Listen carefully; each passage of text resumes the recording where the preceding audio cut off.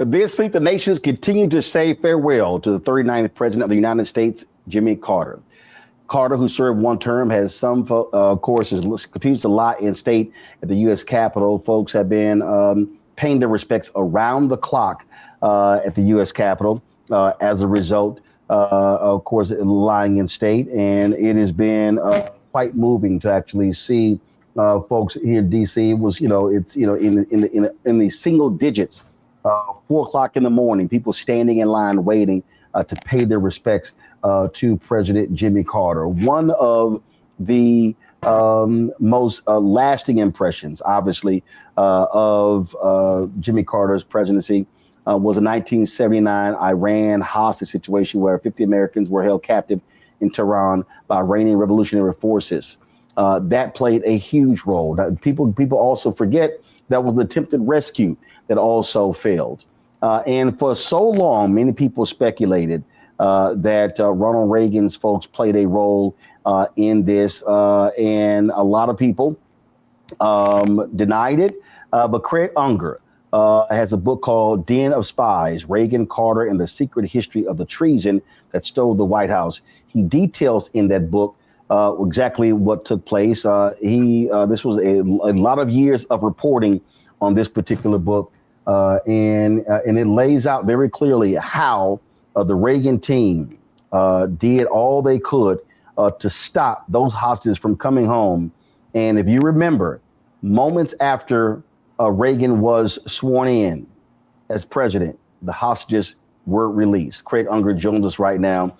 Craig, glad to have you here on the show. First and foremost, Craig, you've been very critical on social media on how so many of these mainstream media folks who have been doing these retrospectives on the Carter presidency just refuse to talk about this reality of what Reagan and his people did. Well, first, thanks for having me, Roland. But yes, you're absolutely right. I think it's a terrible disservice to Jimmy Carter's legacy not to recognize what really happened. To most Americans, he went out not having brought home the hostages, and his presidency was seen as sort of a weakling who allowed America to be humiliated by Iran. In fact, something very, very different was taking place. And in a lot of ways, I see it as a prequel to the Trump era. And what the Republicans were really doing was they were sabotage. They were involved in a treasonous covert operation with Iran. They were not. Ronald Reagan was not in the government. He was running for the president, and his campaign manager, Bill Casey, was running a very elaborate covert operation. This is a real spy thriller stuff, and it took me more than 3 decades to unravel it. But he had a secret intelligence network. He was making a secret deal with Iran in which, as unelected private citizens, they were sending weapons to Iran, then a hostile foreign power. That's why it's treason. You're not supposed to give aid and comfort to the enemy. And in return for that, what they wanted and got, they wanted Iran not to return the hostages, to keep them there until after the election, because that way Jimmy Carter would win the election. Last year, the New York Times did a story by Peter Baker that said this here, a 4-decade secret one-man story of sabotaging Carter's re-election. He's talking about Ben Barnes, who was the youngest Speaker of the House in Texas. Story comes out and you were like, hello, we detailed this. And he admits the role that he played traveling with John Connally to the Middle East, where this was the issue. And he said the public needed to know. But your book really goes into all of the minutia and the details. And for folks who just have no clue, and I mean, look, I was 79, I was 11 years old. I remember that hostage crisis. I mean, 400 plus days. That's what led to the creation of Nightline on ABC. Absolutely. But people really don't understand how crippling this was. We're talking about more than a year. The Carter presidency, here you are in your last year, you're running for re-election, and they were paralyzed by what was happening in Iran. Right. This was by far the biggest issue of the campaign. There was very high inflation at the time, but that paled in comparison because there was a countdown on all these news shows like Nightline. America held hostage day 101, day 102, day after day.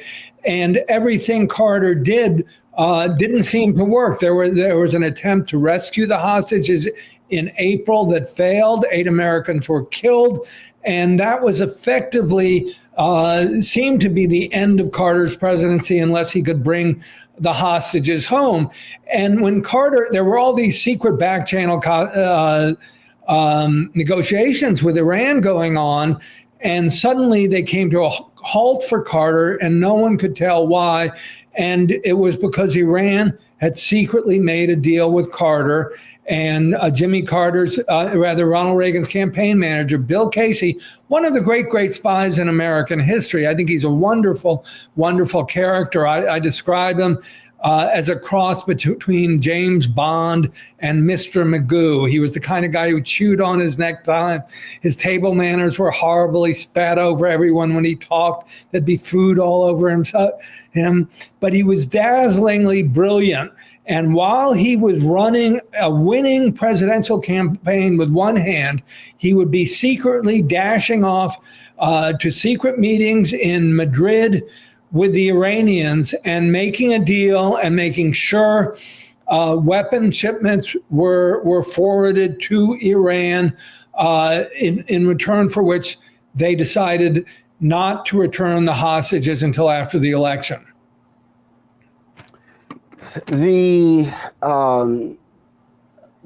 As I said earlier, we talked about being paralyzed. This was every single day. And for people who are not alive, I mean, this was essentially a real life movie. I guess the movie with Denzel Washington, The Siege. This was a real life movie that was playing out every single day for 444 days. Then, of course, you had the attempted hostage rescue effort that totally imploded when the helicopters got destroyed. And all of that played into this narrative of a Jimmy Carter who was a bumbling, stumbling president. And then he couldn't even get the hostages home. And then as your book lays out, he did everything he could, but Reagan and his team, they used that against this man. And there's no doubt, many people believe, that if he was able to bring those hostages home, he could have survived that and gotten reelected. Right. Some of the polls showed them neck and neck in the middle of October. And it certainly was the one issue that seemed to unite the country.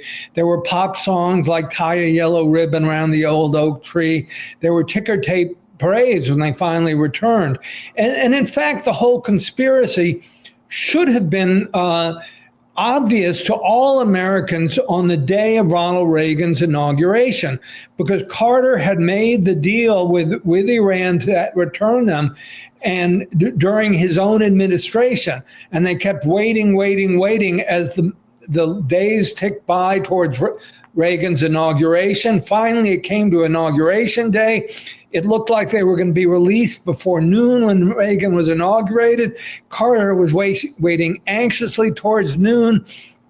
And it was not until Reagan stepped up to the podium and took the oath of office that the planes in Iran actually took off from the runway to return towards the United States. I don't know if you're familiar with the satirical magazine, The Onion, but they did a book looking back on the 20th century. And for this day, they put together a mock-up of a New York Times headline saying, Ronald Reagan inaugurated, urges America not to put two and two together. Just unbelievable. And again, very few of these stories want to talk about it. What started you on this road? Well, what started me, investigate this. there was an op-ed piece in the New York Times by Gary Sick, who had been on Jimmy Carter's National Security Council, and he was an Iran specialist. He's been a scholar at Columbia University since the Carter administration. And he started putting things together, and he wrote an enormously compelling op-ed piece. And that's what got me started on it. What I found, and I started off doing a big 10,000 word piece for Esquire magazine. What I found, though, was, I've been a journalist for more than 50 years. And when I started out, there were big stories that really shaped me as a journalist. Watergate, the Pentagon Papers, the My Lai massacre. Those were stories through which one journalist could change the national conversation and even the course of history. And we remember them 50 years later. And it seemed to me the October surprise was a story like that. But when I was hired by Newsweek to investigate it, I saw things did an abrupt U-turn, and suddenly gathering news was not all about getting the truth. And it was the first time, we're in the Trump era when there's a war on truth. For me, this is when it started in 1991 when I was investigating for the October surprise. And suddenly you started to see all sorts of stories unreporting it, saying, well, all your sources are arms dealers, so you can't trust them. And there was all sorts of disinformation spread, and the entire story was killed, essentially. And a congressional investigation was essentially a whitewash. I was sued by Reagan's national security advisor, Bud McFarlane. So I was tied up in court for 5 years, but I had amassed enough information that I knew it had happened. And I went back to it again and again over 33 years. I went to Israel to investigate it. I finally got into Iran. I finally got an interview with President Abul Hassan Bani Sadr, who had been president of Iran during the hostage crisis. And I started putting it together bit by bit by bit. I think in this story, you have definitive case that it actually happened. And I think all Americans should know this. Carter was not the weakling he was portrayed to be. He was really sabotaged by treasonous Republicans. How frustrating is it for people to go, okay, Craig, whatever. This is no big deal. It's like, okay, fine. It happened. Move on. Well, Casey, go ahead. That's exactly the world we're in today. President Trump was a rapist. So what? He is convicted of 34 felonies. He stole classified documents. On and on and on like that. I wrote 2 books on Trump, House of Trump, House of Putin, and American Compromise. In one, I show him laundering money helping the Russian mafia launder money through Trump real estate.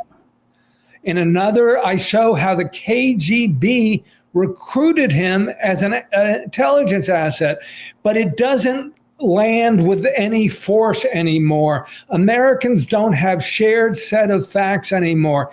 And that is a product of deliberate disinformation. It's happening, the Washington Post, the old Washington Post, documented over 30,000 lies Trump told during his first term. Now it seems like they're cozying up to him and they're going to be help spreading the lies in his second term. I think that point is critically important, and one of the things, and this is also where, and I'm just going to say this here, even before, when I say mainstream media has to accept culpability, there are editors, reporters, producers, reporters, anchors, and executives who need to be flogged as a result of this. I remember when I was at CNN and they were booking, John King or Will Blitzer would go interview Trump. And I remember there was a booker, Stephanie Katubi. And I was like, why in the hell do y'all keep talking to Trump? I said, there are actually real CEOs we can talk to.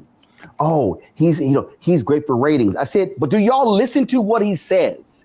And they were all enamored with the airplane, with, his great quotes, whatever. And I'll never forget this here. We were discussing something. It was some nonsense he was saying.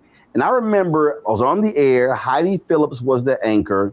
I forgot the other person. And I said, whenever Trump comes on this network, we should have a crawl at the bottom that says for entertainment purposes only. This is no lie, Craig. Ken Jouts, who was executive vice president for CNN, literally sent me an email saying, do not criticize Trump when he's coming on our network. And I was like, you've got to be kidding me. And right. So as a result, what we've seen now are Republicans who kept fake news. And so what it did was, for his people, it became anything else that's reported, not real, it's fake, don't believe it.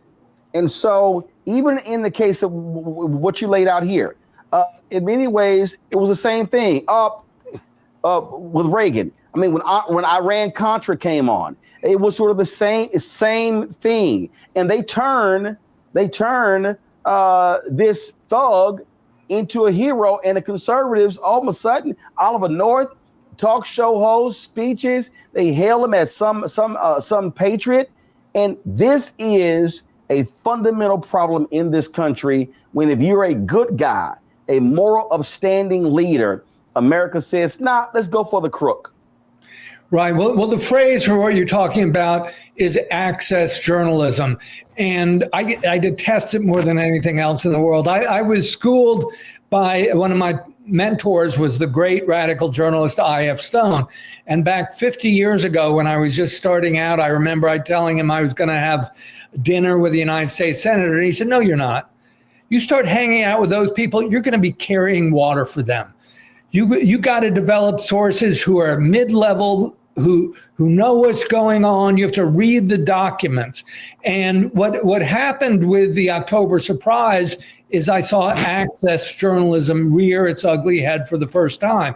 I was at Newsweek, you understand, which was owned at the time by the Washington Post, which had a glorious reputation thanks to Watergate, and was still owned by Katharine Graham and so forth.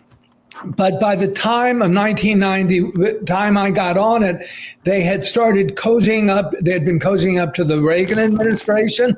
They had been, Katharine Graham had become close to Bill Casey, who was Reagan's campaign manager and later became head of the CIA. And that was exactly the problem.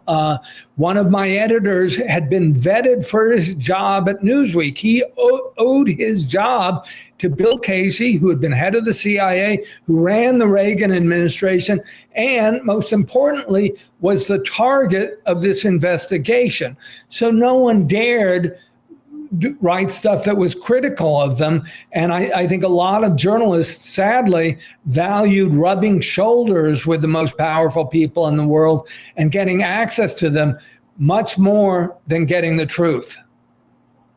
Rebecca, question for Craig Unger. Thank you. Thank you so much, Craig. As I was listening to you talk about what happened towards the end of the Carter administration and thinking along the lines of the continuing conversation that both you and Roland had about the role that the mainstream media plays and how treasonous acts are viewed, how they're recorded, even how history largely looks upon it. So as we're preparing for a second Trump administration, I suspect that there could be some acts that happen that could or could not be along the lines of treason. So as an American public, as we're watching these things happen, how do we prepare? How do we make sure that this is properly documented? How do we make sure that when history looks back on this, it accurately reflects the potential damage that's going to happen in the new administration? Well, I think it's very, very difficult. And what scares me enormously is Trump's alliance with Elon Musk. And Musk now owns the most powerful media platform in the world and can spread disinformation at just an enormous rate. He has, I mean, think about it. He's got nearly $500 billion. So that means he's about 100 times more powerful than Rupert Murdoch. And when you look at what the damage Rupert Murdoch with Fox News did to the truth in this country, what Elon Musk can do petrifies me. And it's not just in America, it's all over Europe and the rest of the world as well. And I think people have to learn to see, where is this news coming from? Is it coming from legitimate sources?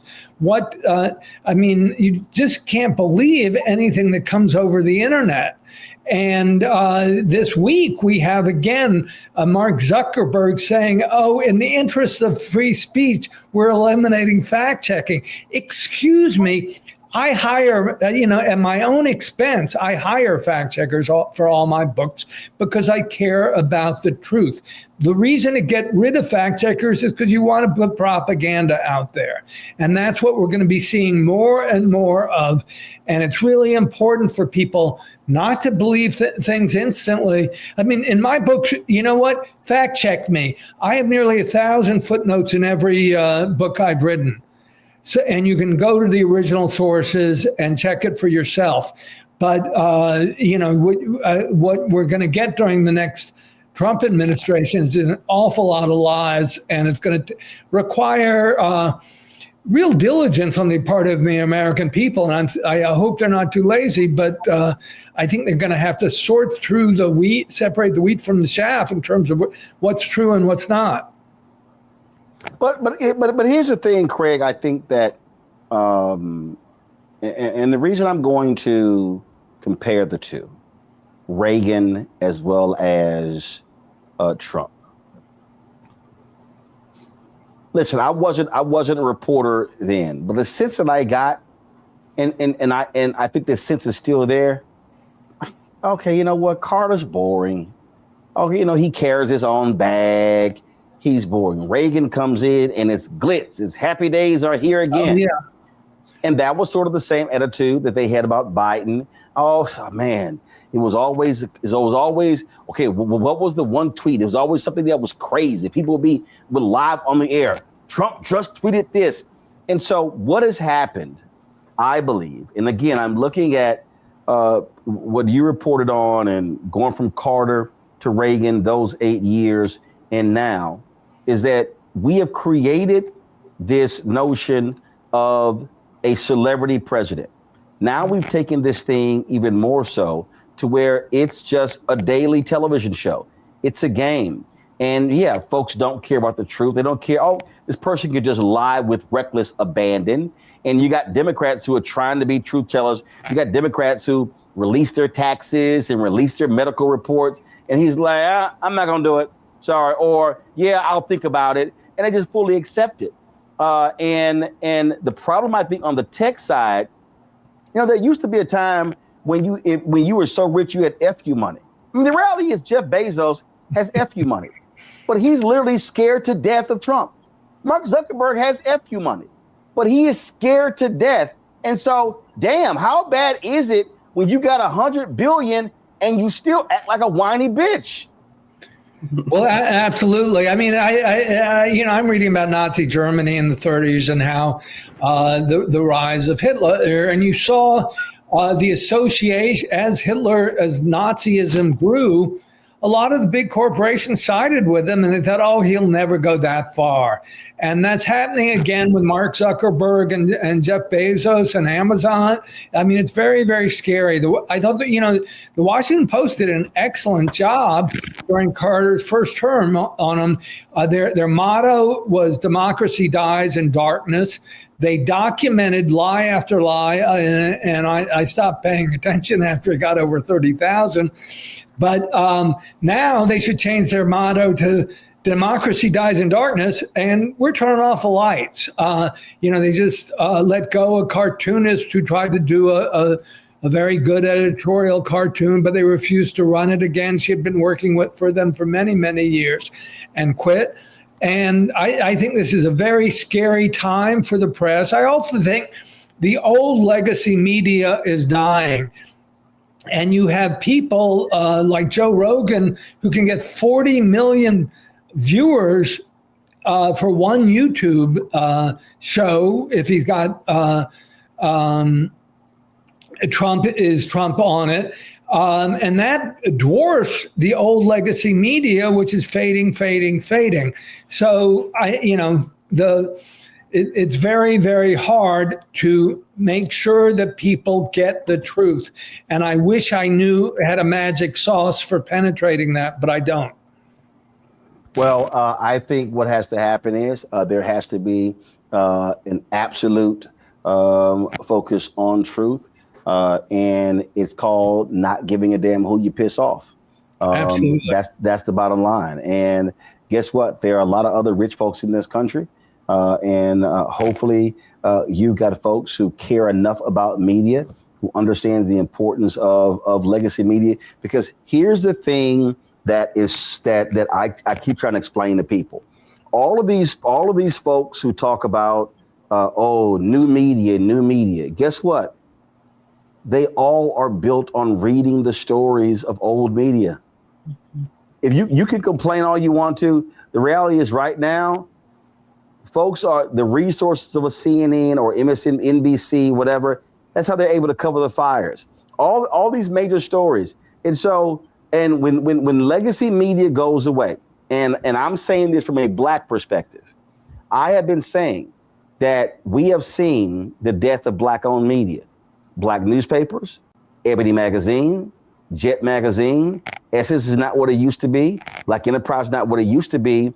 And so what we're now seeing is so much entertainment, so much gossip that's now considered Black media, that those institutions no longer are covering the kind of stories that got us to where we are now. And people are going to look up and they're going to be like, oh my God, what the hell happened? Why didn't we know those things?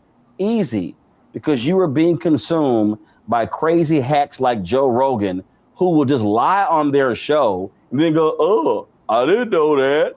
But they just say stupid stuff and it goes out of their mouth into the ether. And so I think that's what we're dealing with. But as I look at this right now, I really hope people would